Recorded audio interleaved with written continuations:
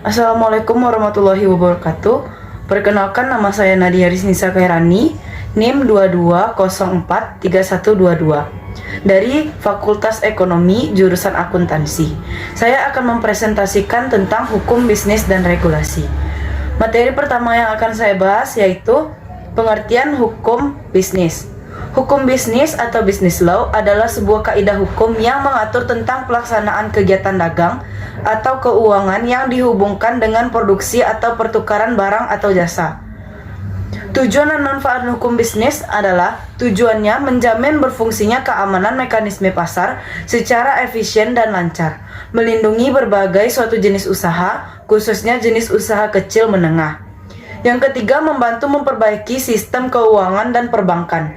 Yang keempat, memberikan perlindungan terhadap suatu pelaku ekonomi atau pelaku bisnis. Yang kelima, mewujudkan bisnis yang aman dan adil untuk pelaku bisnis. Manfaat hukum bisnis yang nomor 1 yaitu menjadi sumber informasi yang bermanfaat bagi pelaku bisnis. Yang kedua, pelaku bisnis dapat lebih mengetahui hak dan kewajibannya saat membangun bisnis sesuai dengan aturan yang ada. Yang ketiga, pelaku bisnis lebih memahami suatu hak-hak dan kewajiban di dalam suatu bisnis. Yang keempat, terwujudnya sikap dan perilaku bisnis yang adil, jujur, wajar, dan sehat.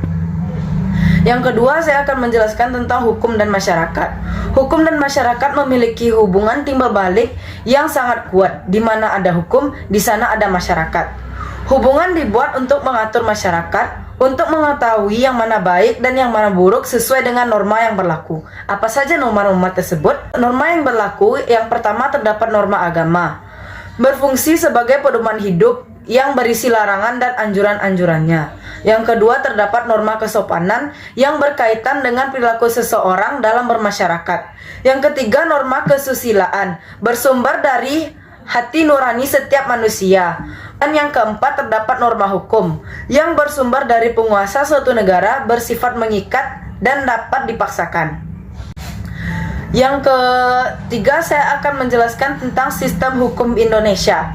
Konteks Indonesia dinyatakan dalam Badan Hukum Nasional atau BPHN.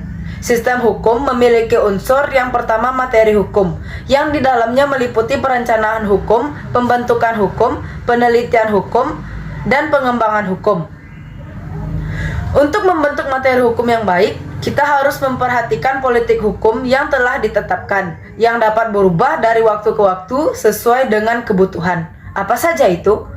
Yang pertama, terdapat aparatur hukum yang berfungsi sebagai penyuluhan hukum, pelayanan, penegakan, dan penerapan hukum. Yang kedua, terdapat sarana dan prasarana hukum yang meliputi hal-hal yang bersifat fisik. Yang ketiga, terdapat budaya hukum yang dianut masyarakat, termasuk para pejabat-pejabatnya. Yang keempat, terdapat pendidikan budaya. Materi keempat menjelaskan tentang sumber hukum. Sumber hukum Indonesia yang pertama terdapat undang-undang, kebiasaan, traktat, jurisprudensi, dan doktrin. Materi yang kelima tentang subjek hukum dan objek hukum. Subjek hukum yaitu sesuatu yang mempunyai hak dan kewajiban. Subjek hukum terbagi menjadi dua, yaitu manusia dan badan hukum. Manusia juga terbagi menjadi dua, yaitu berada pada umur lebih dari 21 tahun dan kurang dari 21 tahun. Yang sedangkan badan hukum terdapat dibagi dua lagi, yaitu hukum publik dan hukum privat.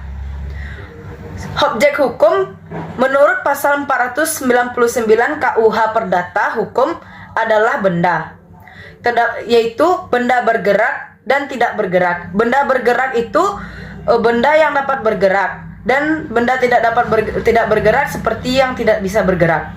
Materi keenam yaitu tentang sistematika hukum. Sistematika hukum terbagi menjadi dua seperti pada badan hukum tadi, yaitu hukum publik. Di dalam hukum publik terdapat hukum pajak, hukum tata negara, hukum pidana, dan hukum administrasi. Sedangkan pada hukum privat terdapat hukum sipil atau perdata dan hukum dagang. Sekian dari saya, terima kasih. Assalamualaikum warahmatullahi wabarakatuh.